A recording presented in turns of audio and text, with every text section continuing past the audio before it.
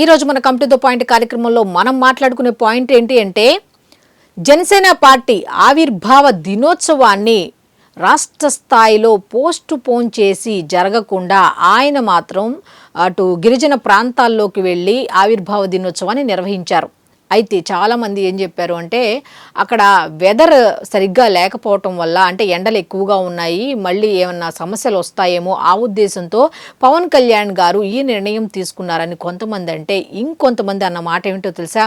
కాదు జనసేన సభ్యత్వ నమోదు ఉద్యమీ కార్యక్రమాన్ని బలోపేతం చేయటానికి, ఆ గడువును పెంచటానికి మాత్రమే ఈ ఆవిర్భావ దినోత్సవాన్ని కూడా పవన్ కళ్యాణ్ జరగకుండా ఆ విధంగా ఆపేశారని కొంతమంది చెప్తున్నారు. అయితే నిజంగా పవన్ కళ్యాణ్ నిజంగా ఆవిర్భావ దినోత్సవాన్ని జరపకుండా ఉన్నారు అంటే నిజంగా లాజిక్ అనేది లేకుండా ఆవిర్భావ దినోత్సవానికి సంబంధించి 3 నెలలకు ముందే ప్రణాళికలు వేసిన వ్యక్తి జెన్జీ అనే స్లోగన్ కూడా దానికి పెట్టి దాన్ని క్యాన్సిల్ చేశారు అంటే నిజంగా దాంట్లో ఎంత వ్యూహం ఉంది అనేది ఖచ్చితంగా ఈ ఉదాహరణతో పవన్ కళ్యాణ్ గారు మీ లాజిక్లు మీ మ్యాజిక్లు సూపర్ అంటే సూపర్ అని చెప్పొచ్చు. ఇంతకీ ఆ లాజిక్ ఏంటి, ఆ మ్యాజిక్ అనేది గనక నేను చెప్తా, మీరు వినండి. ఖచ్చితంగా మీ అభిప్రాయాన్ని కామెంట్ రూపంలో తెలియచేయండి. ఉస్తాద్ భగత్ సింగ్ లో ఒక డైలాగ్ చెప్పారు. ఏంటి అంటే, టార్గెట్ కొన్నిసార్లు లేట్ అవ్వచ్చేమో కానీ మిస్ అయితే అవదు, మిస్ కాకుండా చేస్తా, నా టార్గెట్ అంతా కూడా, నా ఫోకస్ అంతా కూడా ఎక్కడ ఉండాలో అక్కడే ఉంటుంది అన్నట్టుగా ఉస్తాద్ భగత్ సింగ్ లో చెప్పిన డైలాగ్ ఇక్కడ ఈ ఉద్యమీ కార్యక్రమంలో సక్సెస్ అయిందంటే ఎస్ సక్సెస్ అయిందని చెప్పుకోవచ్చు. ఎందుకు అంటే ఇప్పుడు ప్రస్తుతం మన రాష్ట్రంలో పరిస్థితి ఎలా ఉందంటే, పక్క రాష్ట్రం వాళ్ళకేమో మహాజ్ఞానిలా కనిపిస్తున్నారు, మన రాష్ట్రం వాళ్ళకేమో అజ్ఞానిలా కనిపిస్తున్నారు. అవునులే, కరెక్టే. ఎందుకంటే అజ్ఞానులకి ఏం తెలుస్తుంది, ఆయనకున్న విజ్ఞానం సంగతి అని చాలా మంది చెప్తున్నారు. ఎందుకంటే ఎంత డెప్త్ గా ఆలోచిస్తున్నారు అంటే, ప్రతి రాష్ట్రంలో ఏ కార్యక్రమం జరిగినా ఏ విధంగా పవన్ కళ్యాణ్ గారిని గుర్తు పెట్టుకొని మరి ప్రతి రాష్ట్రం, ఇటు కర్ణాటక, అటు మహారాష్ట్ర, అటు తెలంగాణ, తమిళనాడు, కేరళ, ఈ 5 రాష్ట్రాలకు సంబంధించి ఏ కార్యక్రమం జరిగినా ఆయన్ని ఎందుకు పిలుస్తున్నారు అంటే ఆయనకున్న క్రేజ్ అటువంటిది. మరి అటువంటి క్రేజ్ని క్యాష్ చేసుకోవాలి, ఉపయోగించుకోవాలనుకున్నారు మన డిప్యూటీ సీఎం పవన్ కళ్యాణ్ గారు. ఎందుకు అంటే జనసేన పార్టీ స్థాయి రాష్ట్ర స్థాయి కాదు, అది జాతీయ స్థాయి party.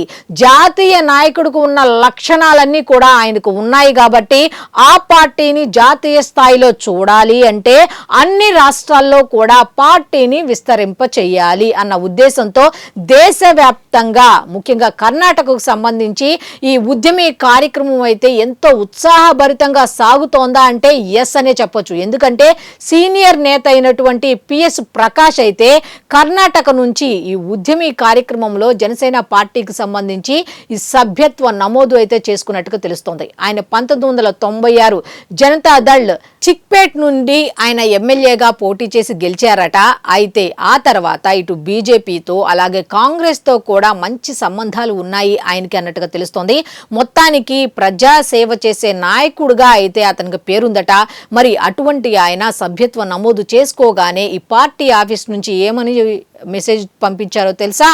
Hartley welcome to Janasena అన్నట్టుగా ఒక మెసేజ్ అయితే పంపించారు. అట్లాగే ఆయన చేరిక ప్రజలకు అవసరమైన సమస్యల పరిష్కారానికి ఒక మార్గం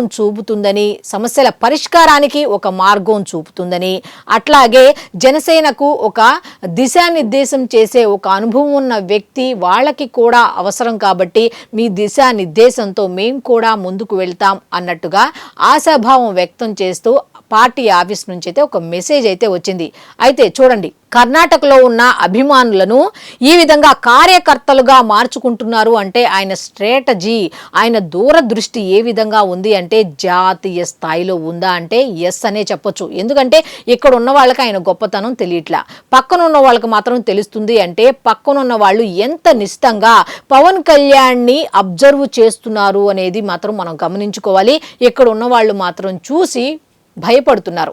అక్కడ ఉన్న వాళ్ళకేమో పరమాత్ముల్లా కనిపిస్తున్నారు, ఇక్కడ ఉన్న వాళ్ళకేమో యమధర్మరాజులా కనిపిస్తున్నారు. ఎందుకంటే వాళ్ళ ఓటమికి కారణం అయ్యారు కదా.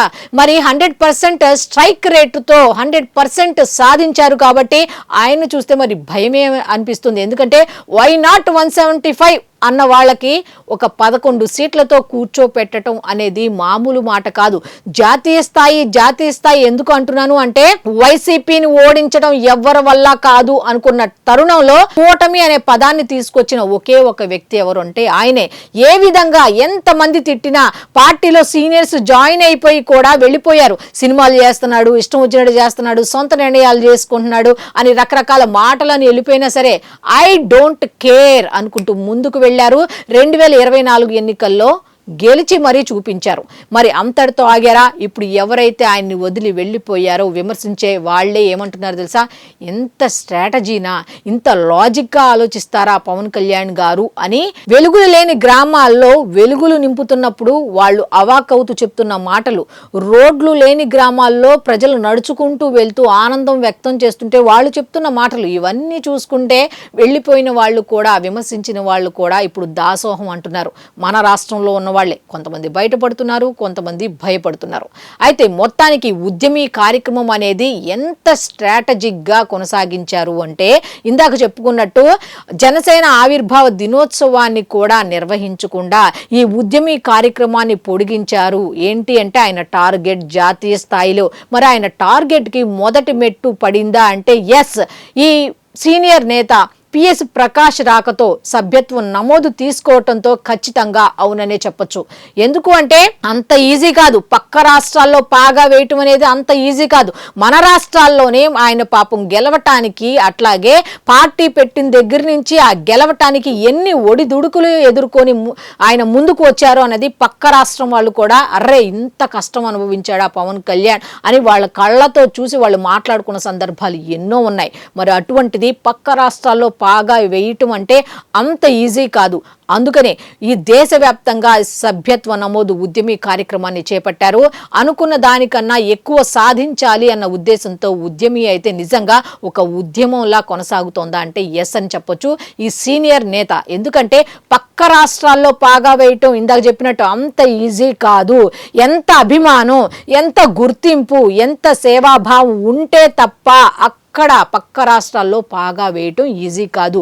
మరి ఏ కార్యక్రమం జరిగినా అక్కడికి వెళ్తాడు, ఇక్కడికి వెళ్తాడు అంటే వెళ్ళి తీరాలి. ఎందుకంటే ఆయన లాజిక్లకి, మ్యాజిక్లకి హద్దు అదుపు లేదు. ఏ విధంగా ఆయన సహాయానికి హద్దు అదుపులు ఉండవో సేమ్ ఆయన ఆలోచన విధానానికి కూడా ఉండవు. ఎందుకంటే ఆలోచించే మనిషి ఏ విధంగా ఆలోచిస్తాడంటే ప్రజాసేవ దగ్గర నుంచి ఒక చిన్న పదవి వస్తే చాలు ప్రజాసేవ చెయ్యొచ్చు అని ఆలోచించిన వ్యక్తి మరి ఆ స్థాయిలో ఆ పార్టీని అక్కడికి తీసుకెళ్లటంలో, ఇంకా డెప్త్ గా ఆలోచించడంలో తప్పేంటి అని కొంతమంది చెప్తున్నారు.